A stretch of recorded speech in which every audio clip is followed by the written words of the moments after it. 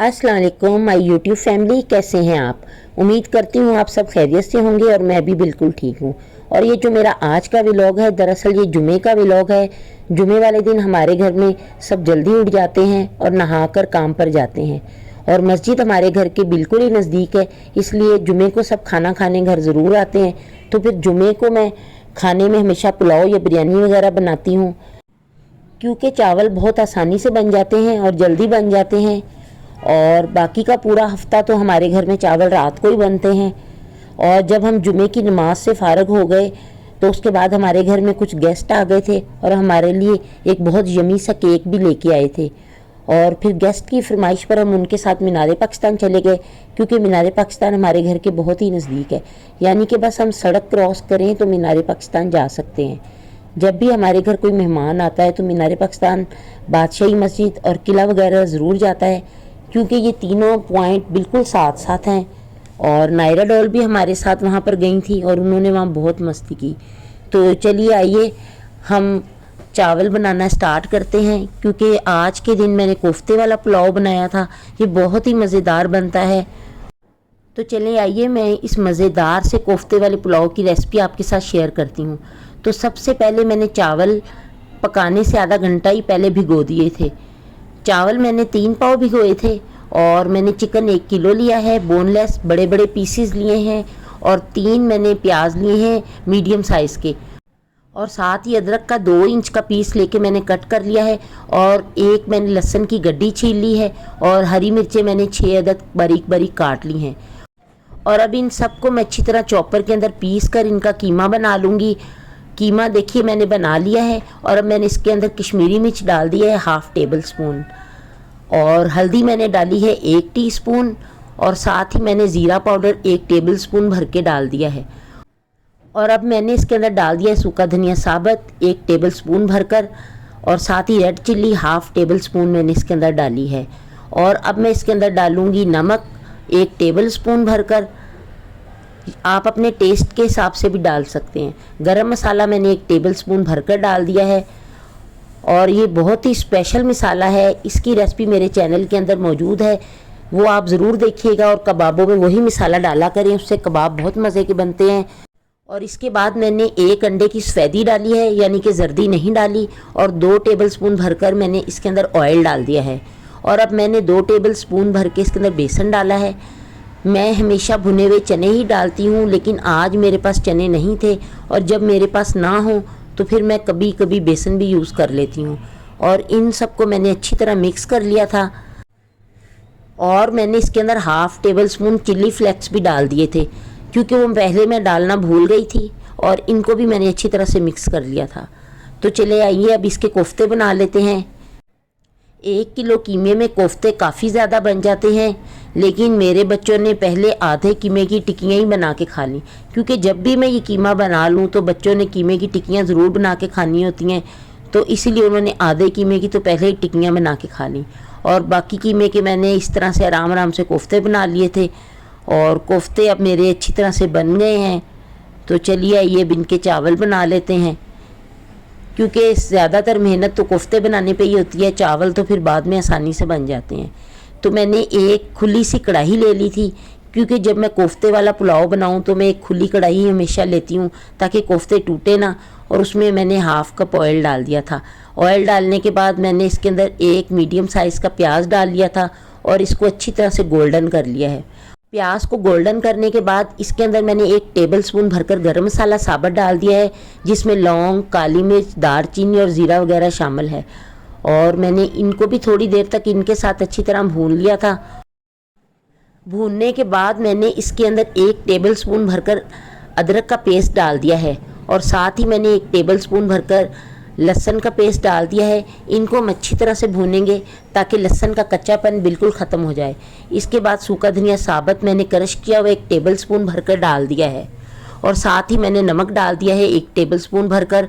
आप अपने हिसाब से डाल सकते हैं, क्योंकि कोफ्तों में पहले नमक शामिल है। रेड चिल्ली भी मैंने 1 टीस्पून भरकर डाल दी है। और अब इसको भी अच्छी तरह से हम भून लेंगे। और अब मैंने इसके अंदर 2 टमाटर बड़े साइज़ के काट कर डाल दिए हैं। और इनको हमने अच्छी तरह से भूनना है, ताकि ये मसाले के अंदर अच्छी तरह से मिक्स हो जाएं। हमने चम्मच की मदद से इनको अच्छी तरह से तोड़ लेना है। और अब मैं इसके अंदर थोड़ा सा पानी डाल के एक ढक्कन से बंद कर दूंगी ताकि टमाटर अच्छी तरह से गल जाएं। और जब मैंने इसको थोड़ी देर के बाद खोला था तो टमाटर गल चुके थे। और मैं अब इनको चम्मच की मदद से अच्छी तरह से मसाले में मिक्स कर लूँगी। और अब मैं इसके अंदर कोफ्ते डाल दूँगी। कोफ्तों को मैंने बहुत एहतियात से डाला था।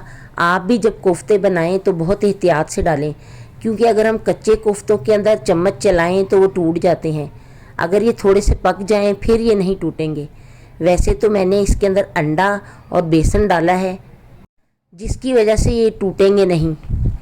तो चलिए, अब मैंने इसके अंदर आधा कप पानी डाल दिया है और पानी डालकर मैं ढक्कन से इनको ढक दूंगी ताकि कोफ्ते अच्छे से गल जाएं। ये देखिए, पानी अच्छी तरह खुश्क हो चुका है और कोफ्ते गल चुके हैं। अब मैं इनको दोबारा से भून लूँगी। और अब मैंने इनके अंदर डाल देना है आधा कप दही। दही डालने के बाद मैं दोबारा से इनकी भुनाई करूँगी। दही डालने से इनका टेस्ट बहुत अच्छा हो जाता है। तो अब मैंने इसके अंदर पानी डाल दिया है। जितने चावल थे उससे डबल पानी डाला है, यानी कि अगर हम 2 गिलास चावल लेते हैं तो हम 4 गिलास पानी डालते हैं। पानी को डालने के बाद मैंने फिर ढक्कन बंद कर दिया था। पानी हमारा उबलना शुरू हो चुका है। अब मैं इसके अंदर चावल डाल दूँगी। चावल डालने के बाद हम इनको अच्छी तरह से इसके अंदर मिक्स कर देंगे। और इस टाइम पे हम चेक कर सकते हैं कि चावलों में नमक सही है या नहीं। अगर नमक कम हो तो हम चावलों में इस वक्त दोबारा डाल सकते हैं। और मैंने इसके बाद इसके अंदर 2-3 हरी मिर्चें काट कर डाल दी थी।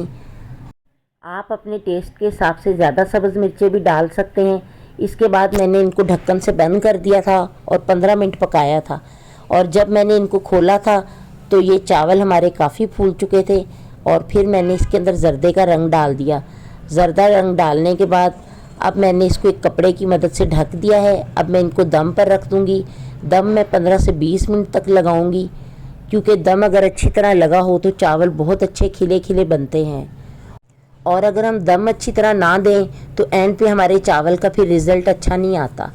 और जब मैंने इनको खोल कर देखा था तो माशाल्लाह से हमारे चावल बहुत अच्छे खिले खिले से बने हैं और साइज़ में भी डबल हो चुके हैं। और इनका कलर भी बहुत अच्छा सा आया था। बहुत ही मज़ेदार और बहुत ही जायके वाले कोफ्तों वाले ये चावल बने थे। आप भी इनको ज़रूर बनाइए और बनाकर अपनी फैमिली को ज़रूर खिलाइए। और इसके साथ मैंने रायता बना लिया था। रायते के अंदर मैंने ज़ीरा, काली मिर्च और नमक डाल दिया था और अच्छी तरह मिक्स कर लिया था। कोफ्ते वाले चावलों के साथ ज़ीरे का रायता बहुत अच्छा लगता है।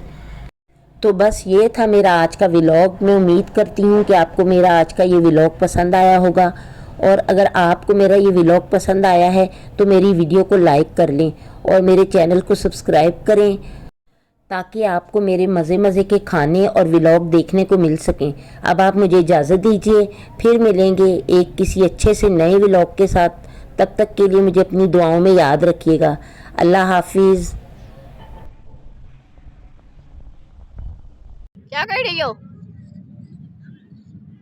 नायरा बेबी? इधर देखो मेरी तरफ, पापा बुला रहे हैं आपको। नायरा के पापा कहाँ हैं? नायरा नायरा पापा कहाँ हैं? पापा कहाँ हैं आपके? नायरा से माऊ कहाँ है आपकी?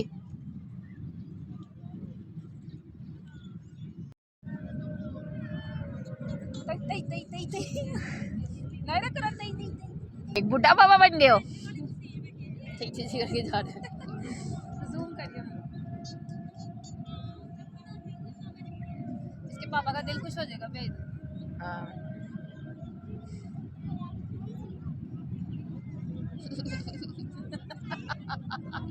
तई तई तई तई तई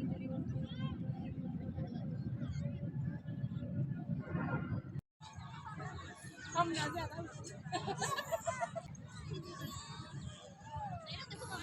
मम्मा